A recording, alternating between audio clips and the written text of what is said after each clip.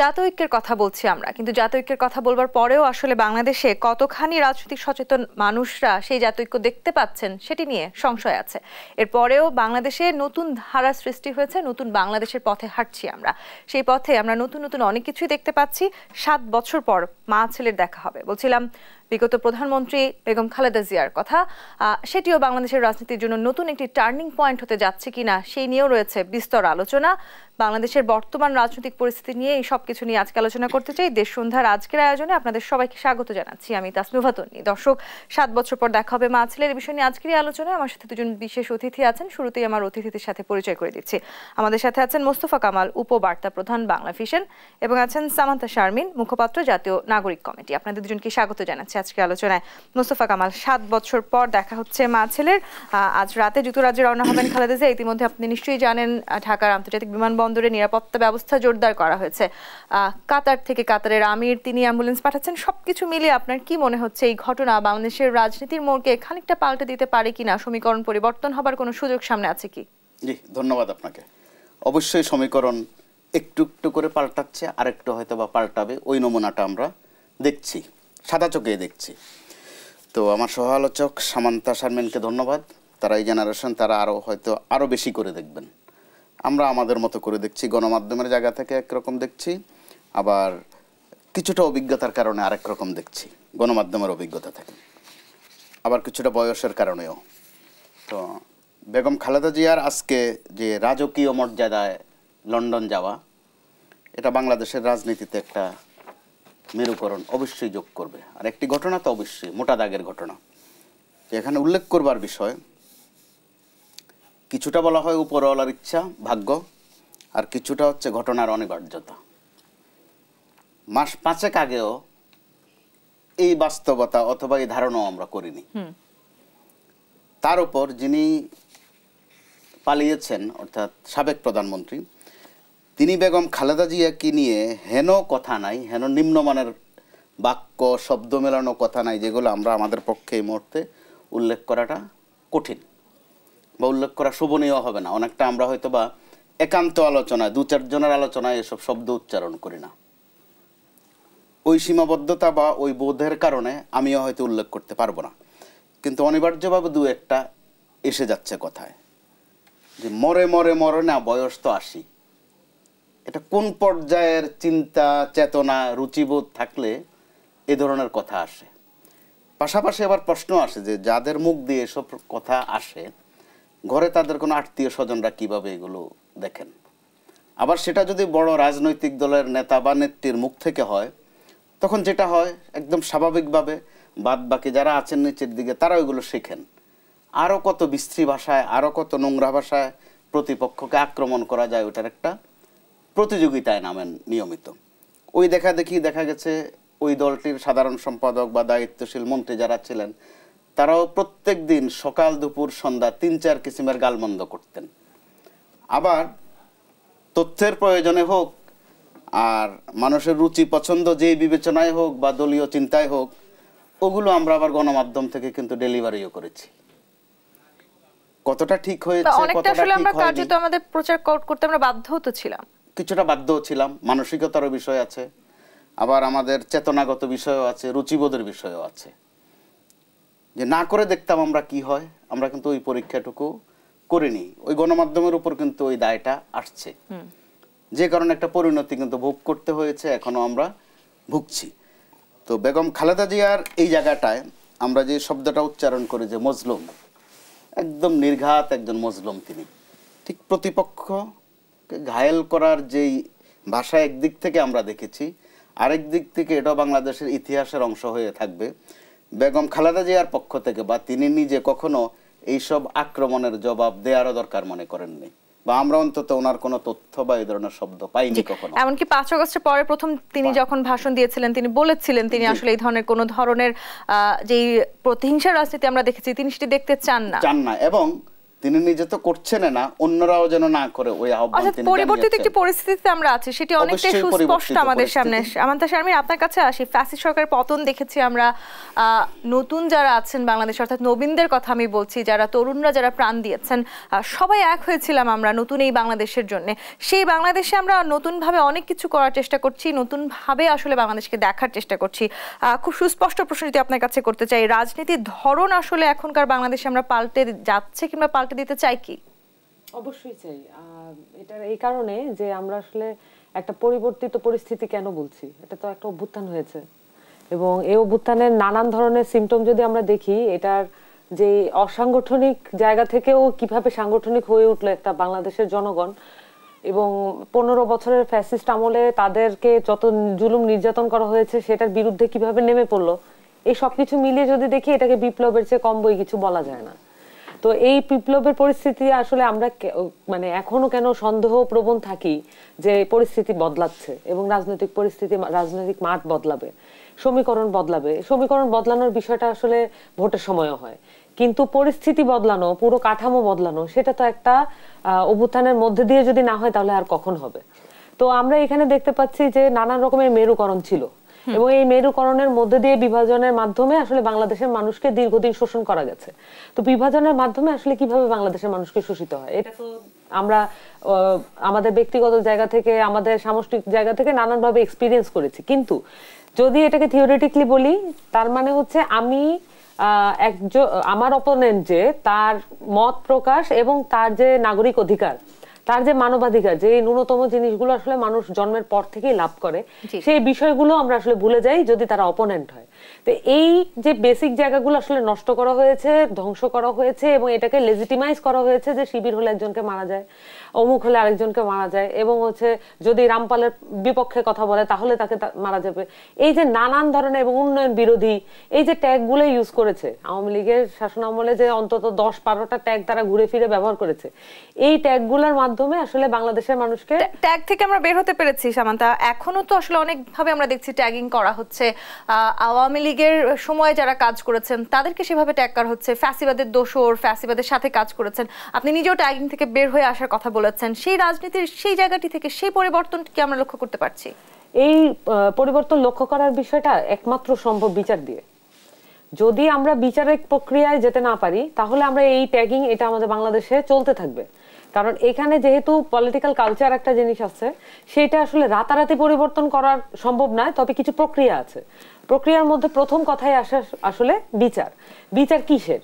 বিচার আছে আপনার এই মুহূর্তে এই যে জুলাই গণহত্যার যে বিচার, সেটার নানান মাত্রার বিচার আছে। কে কোন মাত্রা এটাতে সহযোগী ছিল, কারা গুলি চালিয়েছে, কারা গুলির নির্দেশ দিয়েছে, কাদের উপরের নির্দেশ বলতে যা যা বুঝায় এটা কারা কারা করেছে, এবং নানান মাত্রায় সম্মতি উৎপাদন কারা করেছে।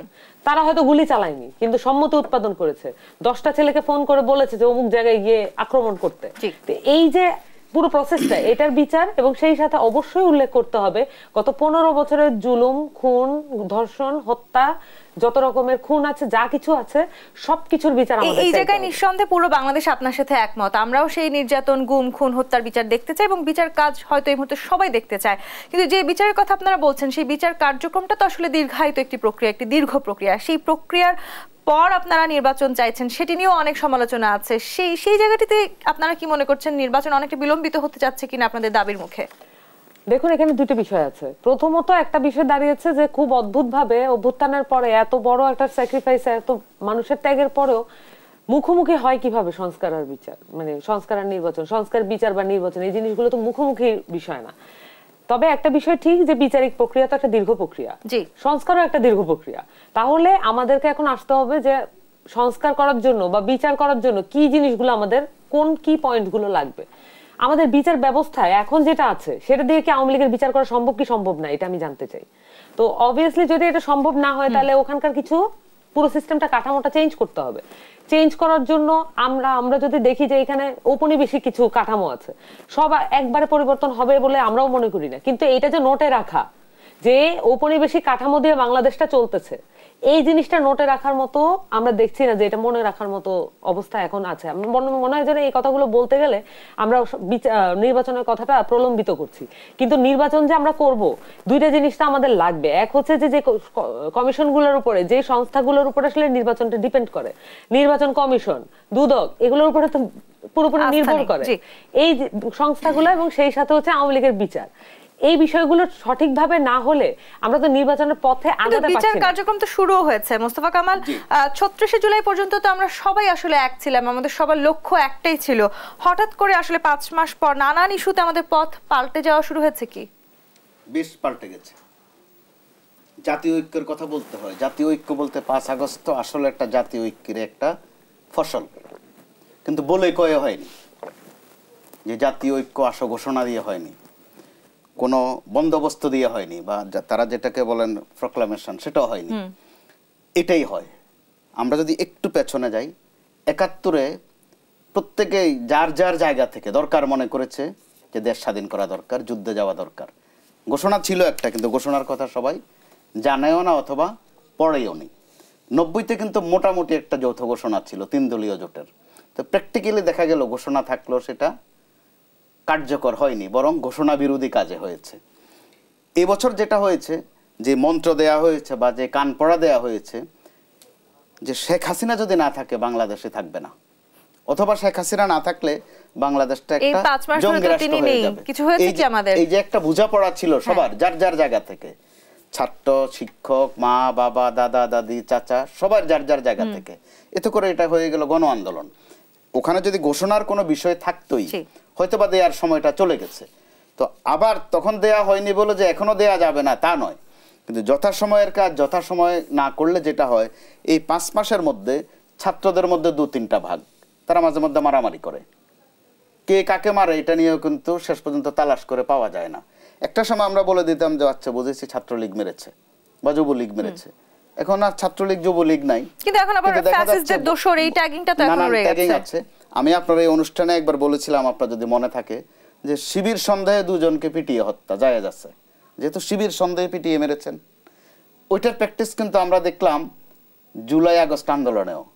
আবু সাইদকে যখন হত্যা করা হলো যে ও শিবির ছিল, যখন তাকে গুলি করেছে ওই পুলিশ শনাক্ত হলো, বললো যে ওই পুলিশটাও জামাত করত। অর্থাৎ একটা দোহাই দেয়া, ট্যাগ দেয়া।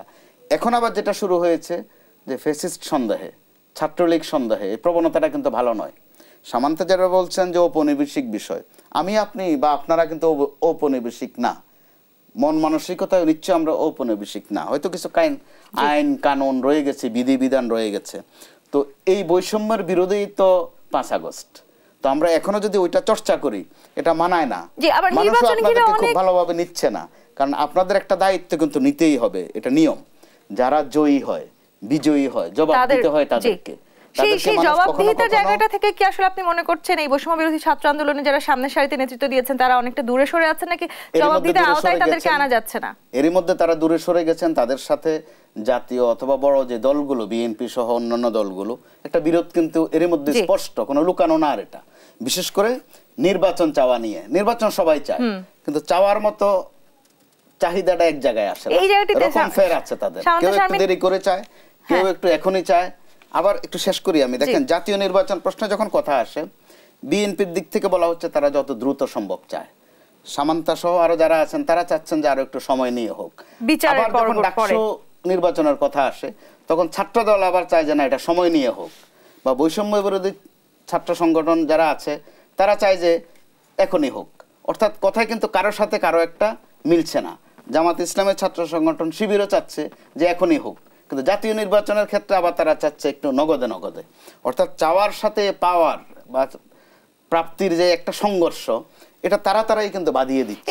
ইতিমধ্যে কিন্তু আমরা দেখতে পাচ্ছি রাজনৈতিক দলগুলোর সাথে বৈষম্য বিরোধী ছাত্র আন্দোলনে যারা ছাত্ররা ছিলেন বা সাধারণ মানুষ ছিলেন তাদের একটা দূরত্ব সৃষ্টি হচ্ছে। শামসুল শারমিন, আপনারা জাতীয় নাগরিক কমিটির আপনি মুখপাত্র, ছাত্রদের যে রাজনৈতিক দল আসতে যাচ্ছে সেটি নিয়ে অনেক সমালোচনা আছে এবং তাদেরকে নির্বাচনের জন্য দল গোছানোর সময় দেওয়া হবে, সে কারণে এই নির্বাচনকে যতভাবে বিলম্বিত করা যায় সেরকম কোনো প্রক্রিয়া কি চলছে, আসলেই চলছে কি না? এটা দেখেন যে ৫ আগস্ট যদি পলিটিক্যাল পার্টির ঘোষণা দেওয়া হতো তাহলে তো সবাই থাকতো। মানে এই টাইমটা যে ছাত্ররা নিচ্ছে এটা তো তারা শুধুমাত্র মাঠ গুছানোর জন্য নিচ্ছে না।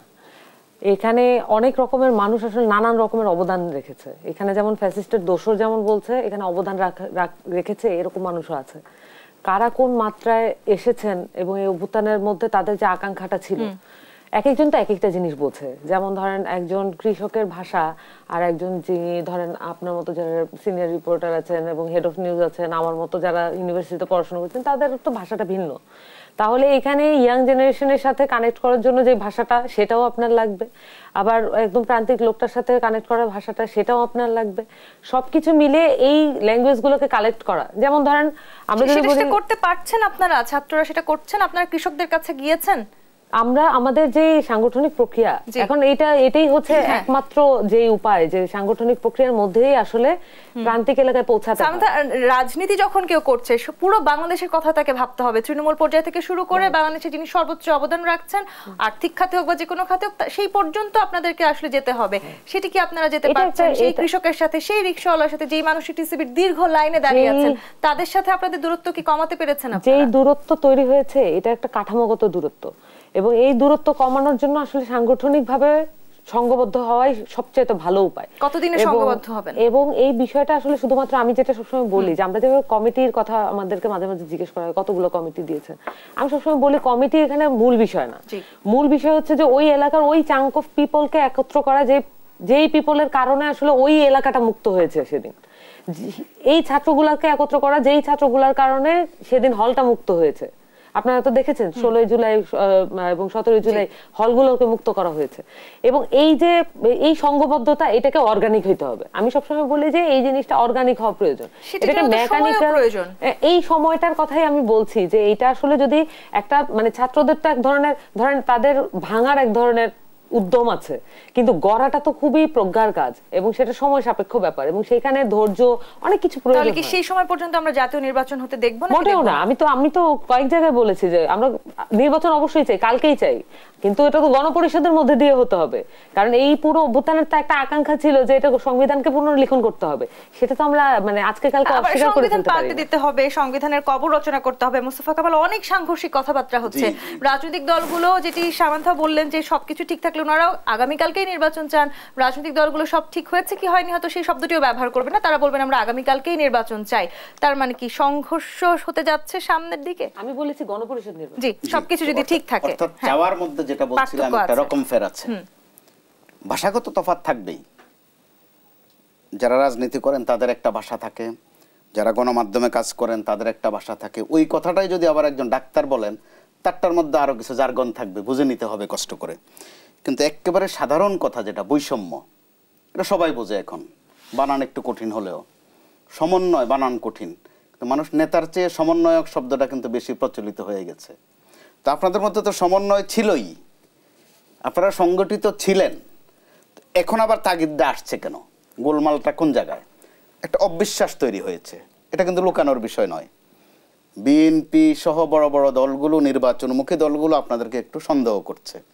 তো আবার কেন তারা ভয় পাচ্ছে? তৃতীয় শক্তি যদি মাথাচাড়া দিয়ে ওঠে, সেটা বলেছো, তারা একটা তৃতীয় শক্তির ভয় পাচ্ছেন, একটা 111 দেখতে পাচ্ছেন, একটা -2 দেখতে পাচ্ছেন। প্রতিদ্বন্দ্বিতা থাকবে, সেটিও তো স্বাভাবিক। নতুন রাজনৈতিক দল আসুক, সেটি তো আমরা মেনে নিতেই পারি। বিএনপির আদর্শের সাথে সেটা অবশ্যই যায়। তারা বলে বহুদলীয় গণতন্ত্র, অর্থাৎ বহুদল হতে দেওয়া বা বহুমত থাকা। কিন্তু সামান্তাদের পক্ষ থেকে অথবা বৈষম্য বিরোধী যে সমন্বয়করা আছে, তাদের ভাষাগত কিন্তু তফাৎটা বিশাল। কবর দিয়ে ফেলা, বুড়িগঙ্গায় ছুঁড়ে ফেলা, এই শব্দগুলো কিন্তু মানুষ টানা 14-15 বছর শুনেছে। এগুলো ফেসিস্টের শব্দ। একসময় জালো জালো বললো ভাল লাগতো, কিন্তু মানুষ এখন আর জালো জালো পছন্দ করে না। সময়ের ব্যবধানও দেখতে হবে। তো এই জায়গাটাতে ওই ভয়, বিএনপিটাকে যদি ভয় বলেন, তাহলে ওই ভয় কাটানোর দায়িত্ব আপনাদের আছে। আপনাদের পরিষ্কার করতে হবে যে সেই দায়িত্ব তো খানিকটা বিএনপিরও আছে, আসলে সকলেরই তো আছে। অর্থাৎ ওই যে সমন্বয় শব্দটা বলছিলাম, এই সমন্বয় শব্দটা এখানেও নেই, মুখে মুখে আছে। অর্থাৎ যারা সমন্বয়ক বা যারা বৈষম্য বিরোধী সমন্বয়কারী যাদেরকে বলা হয়, অথবা তারা যারা জাতীয় ঐক্য আছে, তাদের কিন্তু এখানে সমন্বয়ের ব্যাপক ঘাটতি, ভুল বুঝাবুঝির বিষয় আছে, সন্দেহের চোখে দেখার একটা প্রবণতা আছে। তো সেটাও নিজেরা নিজেরা আপনারা বসে কিন্তু ঠিক করতে পারেন। কিন্তু আপনি যেটা বলছিলেন যে গ্যাদার করা সবাইরে, আবার গ্যাদার তো আপনারা হয়েছিলেন সবাই, কিন্তু এখন প্র্যাকটিক্যালি দেখা যাচ্ছে তখন বলছিলেন শুধুই যেটা সংগঠিত হয়েছিলেন সরকারি চাকরির বৈষম্য নিয়ে, তো দিনে দিনে সেখানে বৈষম্য আরো যোগ হয়েছে, একটা একটা করে যোগ হয়েছে। কিন্তু গত কয়েকদিনে আপনাদের কারো কোনো তৎপরতায় সেটা দেখা যাচ্ছে না যে টিসিবির লাইনে যারা দাঁড়িয়ে থাকে তাদের সাথে কোথাও কথা বলেছেন কিনা, কৃষকের সাথে কোথাও কথা হয়েছে কিনা। উৎপাদন স্থলে যে কফি, ফুলকফি, ওটা 2 টাকা 3 টাকা বিক্রি হয়, এখানে এসে সেটা 15-20 টাকা হয়, 60-70 ছিল কয়েকদিন। এগুলো তো জরুরি। প্রান্তিক পর্যায়ে আসলে আপনাদের কোনো যোগাযোগ আছে কিনা, অথবা চালের দামটা কমবে কবে, কবে নাগাদ কমতে পারে, কতদিন লাগতে পারে, এই বিষয়ে আপনারা কোনো চাপ প্রয়োগ করছেন এরকম তথ্য নেই। সাধারণ মানুষের জন্য আসলে কি করা হচ্ছে সেটি এখন দৃশ্যমান হচ্ছে না। এর কোটার বাইরে চলে গেল কিনা, নাকি কারো প্রশ্নটি আমি করতে চাই শামীম শারমিন, সাধারণ মানুষের কথা আসলে বারবার সবাই ভুলে যায় কিনা, সেটি গণঅভ্যুত্থানের পরে হোক কিংবা নির্বাচনের পর হোক। নতুন রাজনৈতিক দল নিঃসন্দেহে বাংলাদেশ দেখতে চায়, কিন্তু সেই রাজনৈতিক দল অন্তত জনগণের কথা মনে রাখবে, টিসিবির লাইন দীর্ঘায়িত হবে না, কৃষক পর্যন্ত আপনারা পৌঁছাবেন, সেই নিশ্চয়তা আপনারা কি করে দেবেন? আমি এই প্রশ্ন উত্তর নেব, তবে একটি বিরতি নিয়ে ফিরতে হবে। দেশ সন্ধ্যায় বিরতি নিয়ে ফিরছি, সাথেই থাকুন। দেশ সন্ধ্যা দেখছেন। সংস্কার হলেও রাজনৈতিক দলগুলোর মাঝে যে সংস্কৃতি আমরা দেখেছি দীর্ঘদিন ধরে, সেই সংস্কৃতি আসলে সংস্কার না হলে, সেই যে সংস্কার আমরা প্রত্যাশা করছি সেটি কিন্তু ভেস্তে যাওয়ার একজন বড় আশঙ্কা থাকে। সামান্তা, আপনারা যারা নতুন রাজনৈতিক দল নিয়ে চিন্তা করছেন, প্রান্তিক পর্যায়ে যাওয়াটা তো খুব জরুরি। জনগণের পালস না বুঝলে আসলে কি হতে পারে সেটি 2024 আমাদেরকে দেখিয়েছে। সেই পালস বোঝার যে দায়িত্বগুলো, যে কাজগুলো, সেগুলো আপনারা করছেন। আমাদের উপরে আসলে আমরা একটা বিশাল দায়িত্ববোধ নিয়ে আসলে চলাচল করি, এবং আমাদের কাজগুলোর মধ্যে দিয়ে আমরা একটা বিশাল আশা আকাঙ্ক্ষার বোঝা আমাদের উপর আছে। কিন্তু এই বোঝাটা আমরা আসলে সানন্দে মেনে নিয়েছি এই কারণে যে মানুষ বৈষম্যবিরোধী ছাত্র আন্দোলনের মধ্যে দিয়ে যে স্পিরিট তারা দেখতে চাচ্ছে, যে চেঞ্জটা তারা দেখতে চাচ্ছে, এই চেঞ্জটা কাউকে না কাউকে করতেই হবে। তো এখানে যেটা বিষয় থাকে যে সাহস আর প্রজ্ঞার মধ্যে তো একটা তফাৎ থাকে। তো আমরা সাহসটা হয়তো আমাদের ছাত্ররা দেখিয়েছে, কিন্তু এখন আসলে যেই পুনর্গঠনের কাজটা আসলে প্রজ্ঞার মাধ্যমে করতে হবে। এই প্রজ্ঞা দেখানোর জন্য আসলে এটা অনেক ম্যাচুরিটির প্রয়োজন, এবং ম্যাচিউর ডিসিশন গুলাতে যাওয়ার জন্য আপনি যেটা বললেন যে সাংগঠনিক পরিধি এবং প্রান্তিক মানুষগুলোর কথাগুলো তুলে আনা, এবং প্রান্তিক না হলেও যে মানুষ আসলে তার কথাটা বলতে চাচ্ছে কিন্তু পলিটিক্যাল ফোরাম পাচ্ছে না, যথেষ্ট ফোরাম পাচ্ছে না, তাকে পলিটিক্যাল পার্টিই করতে হচ্ছে কোনো কথা বলার জন্য, সেটা তার জন্য একটা মানে তার জন্য হয়তো কমফোর্টেবল না, তার জন্য এটা হয়তো সুইটেবল না। কিন্তু এখনো কি আমরা সেটি দেখতে পাচ্ছি অনেকটা যে আপনাদের পক্ষে যারা কথা বলছেন তাদেরকেই আপনারা নিজেদের মনে করছেন, আপনাদের বিপক্ষে গিয়ে কথা বললেই তারা দোষর হয়ে যাচ্ছেন? এক্ষেত্রে বলবো যে এখানে আমাদের যে রাজনৈতিক সংস্কৃতি আছে, এখানে আসলে একটা বাইনারির মধ্যে দিয়ে আমাদের পলিটিক্যাল কালচার ফাংশন করে ভালো, তাতে করে মনে হয় যেন গণতন্ত্র আছে। কিন্তু আমরা এখানে নতুন ধরনের গণতন্ত্রের কথা বলছি, যেখানে হচ্ছে আপনার মাল্টি পার্টি ডেমোক্রেসি থাকতে পারে, এবং সেই ক্ষেত্রে আপনার ম্যানিফেস্টো, মানে একটা পার্টির ম্যানিফেস্টো কথা বলবে যে সেই পার্টিকে আসলে মানুষ ভোট দিবে কিনা। সেই ক্ষেত্রে ধরেন আমাদের তো এখনো পলিটিক্যাল পার্টি না, আমরা প্ল্যাটফর্মের জায়গা থেকে কাদের সাথে যোগাযোগ করছি। আপনি দেখবেন যে আমাদের কমিটিতে আমরা নানান ধরনের মানুষের একটা সম্মেলন ঘটিয়েছি।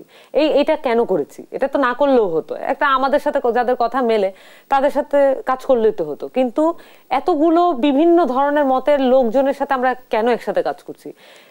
একটা পয়েন্টে শুধু এরা একমত, সেটা হচ্ছে বাংলাদেশকে পুরোটা পুনর্গঠন করতে হবে। এখানে যদি আমি একটা প্রশ্ন আপনাকে করি, 36 জুলাই পর্যন্ত আপনারা যারা মাঠে ছিলেন, সম্মুখ সারিতে ছিলেন, আপনাদের এক ডাকে যেভাবে সবাই এসছে, ঠিক আজকে জানুয়ারি মাসে এসে দাঁড়িয়ে 7 তারিখ, আজকের এই দিনে ভোট হয়েছিল 2024-এর, আজকের দিনটাতে দাঁড়িয়ে কি আপনাদের এক ডাকে সবাই ঠিক সেভাবেই আসে?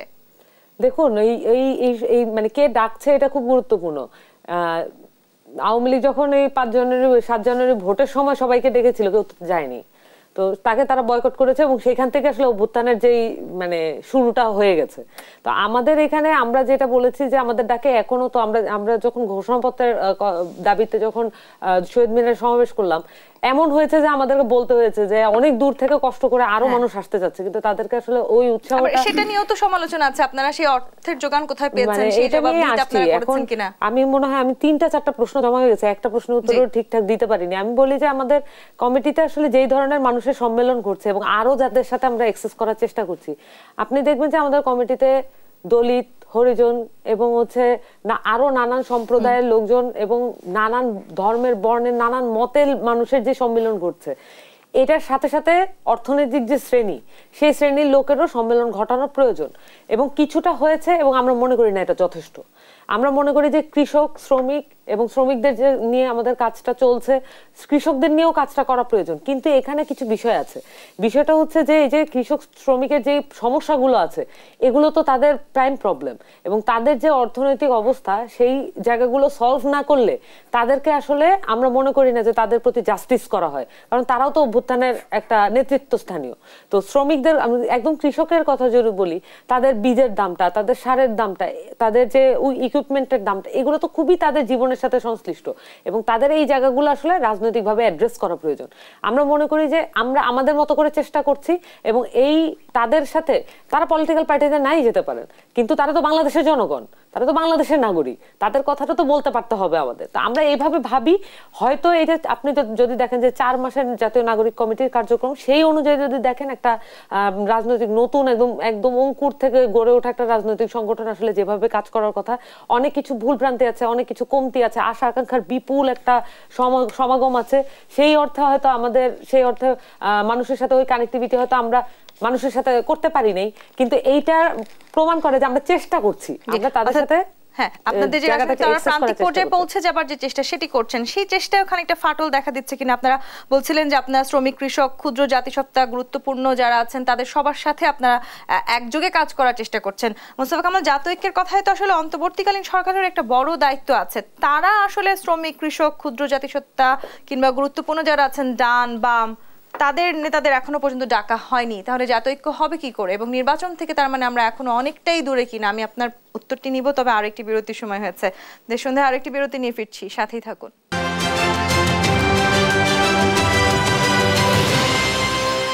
দেশ সন্ধ্যা দেখছেন। মোস্তফা কামাল, প্রশ্ন রেখে বিরতিতে গিয়েছিলাম। স্বাভাবিক, সময় যত যাবে এসব প্রশ্ন বাড়বে, অনিবার্যভাবেই বাড়বে। প্রত্যেক দিন ঘটনা যোগ হচ্ছে।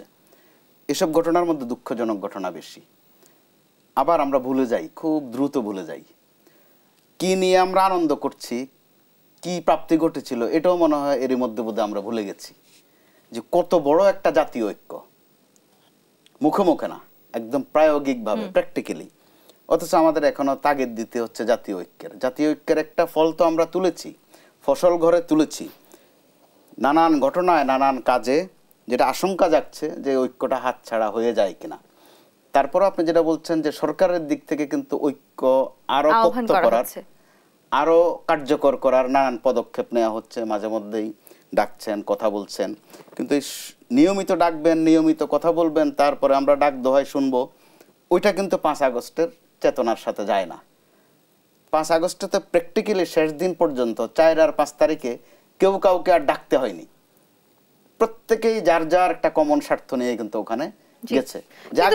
যেই জায়গাটিতে আমাদের ঐক্যের পথে হাঁটার কথা ছিল, ঠিক একই জায়গায় এসে, অর্থাৎ নির্বাচনকে ঘিরে কিংবা গণতান্ত্রিক ধারাকে ঘিরেই আসলে রাজনৈতিক দল কিংবা ছাত্রদের যে দল, তারা সবাই বিপরীতমুখী অবস্থানে হাঁটছে। কিছুটা ওখানে ক্ষমতার প্রশ্ন, কারণ যে যত কথাই বলুক যে আমরা ক্ষমতা চাই না, আসলে এটার অর্থ হচ্ছে ক্ষমতা চাই।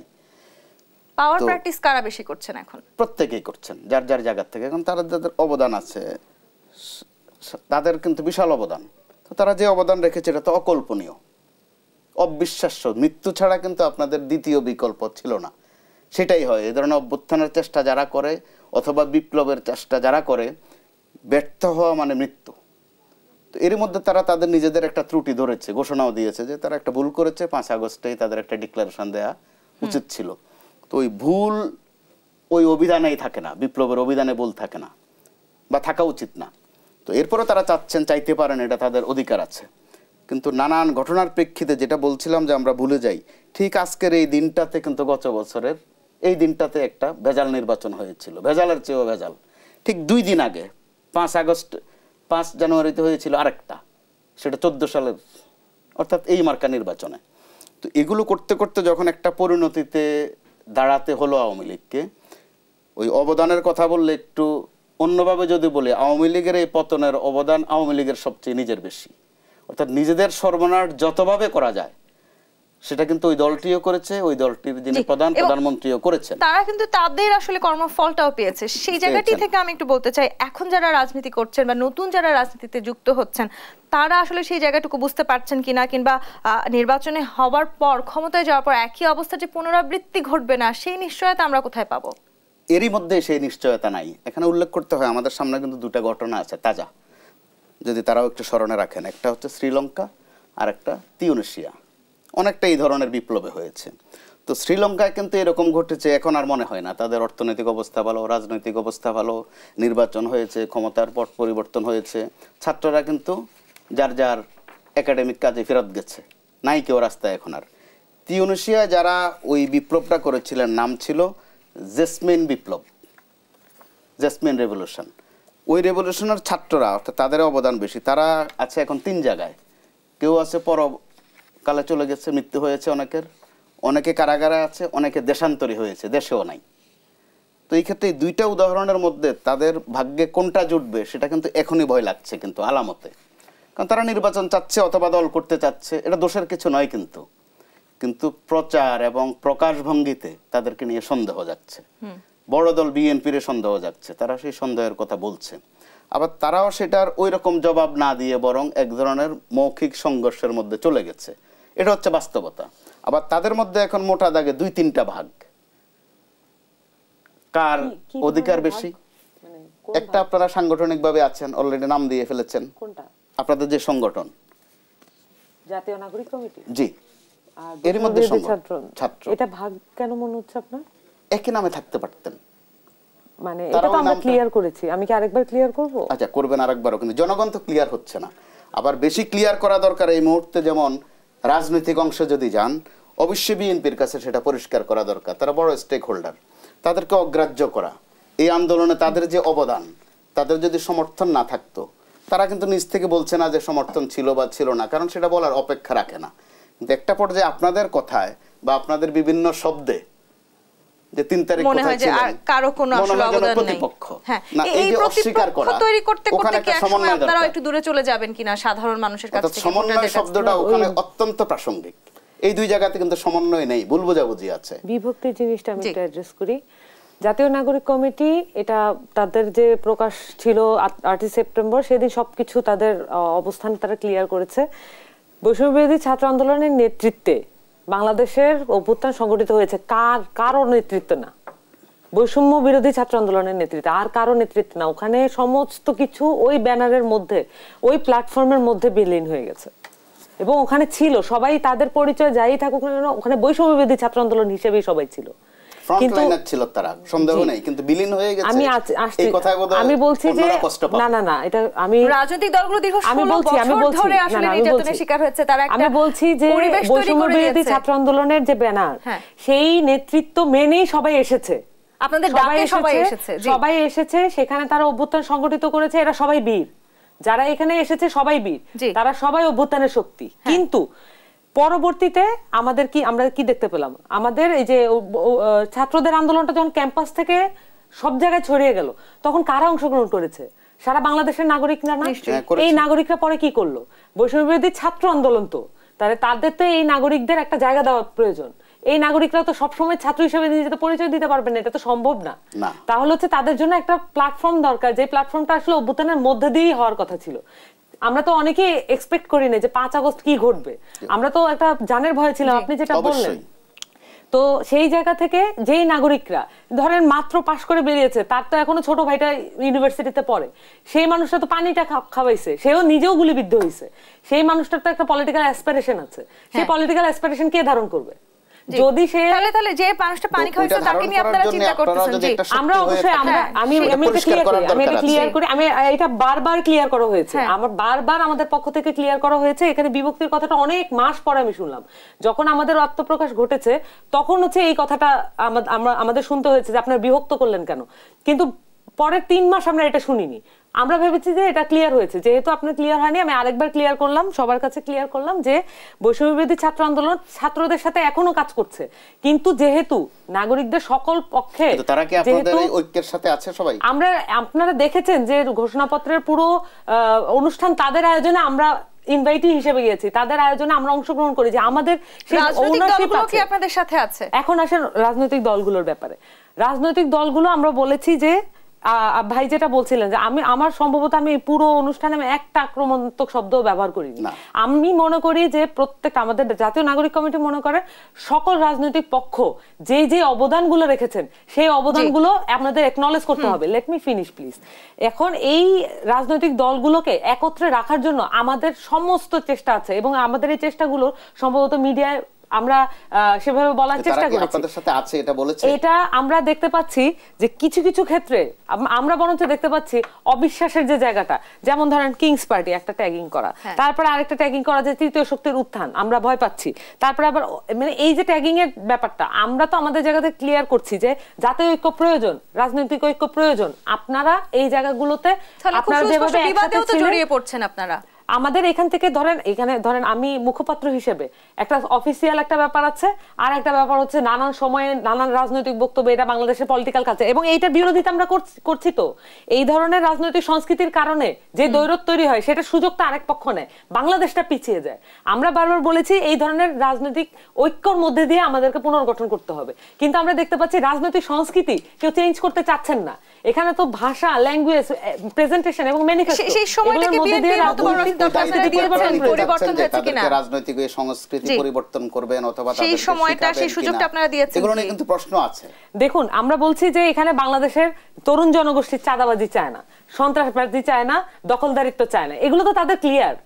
আমাদের অফিসে আপনাদের বিরুদ্ধে কিন্তু এসব অভিযোগ উঠে গেছে, আপনারা যেখানে যেখানে সংগঠন করতে গেছেন রাষ্ট্রীয় সুযোগ সুবিধা নিয়েছেন, আবার এখানে ওখানে বিচার সালিশ করতে যান বলেও কিন্তু অভিযোগ এরই মধ্যে আছে। এখন আপনার বিরুদ্ধে হয়তো নেই, কিন্তু আপনি যাদের সাথে আছেন বা যারা আপনার সাথে আছে তাদের বিরুদ্ধে কিন্তু টুকটাক এসব অভিযোগ আছে। সচিবালয় থেকে শুরু করে গ্রামের ইউনিয়ন পরিষদ পর্যন্ত আমরা যেটা বলছি পরিষ্কারভাবে বলছি, এগুলোর সাথে কোনো ধরনের কোনো আপোষ নেই। আমি আপনাকে এখানে কথা দিয়ে গেলাম, এগুলোর সাথে কোনো ধরনের কোনো আপোষ নেই। এবং এইটা যে আমাদের চেঞ্জ করতে হবে এটা রাজনৈতিক, আমি বলি, আমি শেষ করি। আমরা মনে করি যে এইখানে সমস্ত ধরনের কাঠামো, বর্তমান কাঠামো বলতে কি মিন করছি, এখানে আপনার সংস্থাগুলোর কাঠামো আছে, এখানে সাংবিধানিক কাঠামো আছে, নানান ধরনের সচিবালয়ের কাঠামো আছে না, সেটা সুযোগগুলোও তো কেউ না কেউ নিচ্ছে। আমরা তো নামগুলো আমরা জানি, আমরা এগুলো মনে করি যে রাজনৈতিক ঐক্যের স্বার্থে আমরা অনেক কিছু বলছি না, কিন্তু এই বাস্তবতাগুলো আছে। সেই সাথে এখানে পলিটিক্যাল পুরো কালচারের একটা কাঠামো আছে, এই কাঠামোটা তো পরিবর্তন করা দরকার। এইটা তো ইয়াং জেনারেশন মেনে নিবে না। রাজনৈতিক সংস্কৃতি যদি আগেরটা থাকে, ইভেন যদি আমরাও করি, বাংলাদেশের মানুষ আমাদের বিপক্ষে কথা বলবে। আমাদেরকে আপনাদের বিরুদ্ধেও যে বলছে, এখন ভাইয়ের সাথে আমি একটা একমত হওয়ার একটু সুযোগটা আমাকে করে দেন। যে আমি মনে করি যে ভাই যেটা বললেন যে আপনাদেরকে জবাবদিহিতা, আমি প্রথম দিন থেকে বলে আসছি যে এই সরকারের সাথে আমরা যেটা বলেছিলাম যে সহযোগিতা ও জবাবদিহিতা, আমরা সহযোগিতার পার্টে এখন পর্যন্ত যাই নেই। কারণ এই সরকারের পুরো কাঠামোটা তো আমাদের না, এখানে আমাদের 3 জন উপদেষ্টা আছেন মাত্র, কিন্তু পুরো কাঠামোটা আমাদের না। এবং এখানে এই যে বাকি যে কাঠামোগুলো আছে, এবং ভাই যেটা বললেন যে সচিবালয় থেকে শুরু করে এইখানে যে জবাবদিহিতার জায়গাটা, আমি বারবার বলেছি যে জবাবদিহিতার জায়গার ফেজেই আমরা আছি এবং জবাবদিহিতার ফেজেই আমরা থাকবো। কেন থাকবো? কারণ জবাবদিহিতা না থাকাতেই হাসিনা তৈরি হয়েছিল।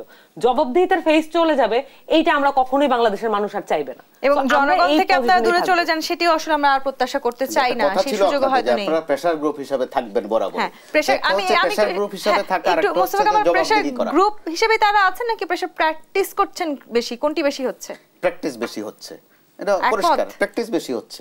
আমরা মনে করি যে আপনারা যদি আমাদের নাগরিক কমিটির বিভিন্ন ধরনের সমাবেশ এবং একটা দলের ম্যানিফেস্টেশন কি, তার সমাবেশ, তার লেখাপত্র, তার বক্তব্য, তার প্রকাশভঙ্গি, এই তো এই জিনিসগুলো যদি আপনি দেখেন নাগরিক কমিটি, সেখানে দেখতে পাবেন যে আমরা চাচা ছোলা সমালোচনা করি, অত্যন্ত পরিষ্কার আপনাদের অবস্থান, অত্যন্ত পরিষ্কার, এবং সবকিছুর বিষয়ে আমরা অবস্থান নিয়েছি। অ্যাক্টিভিটিস তো এগুলোই।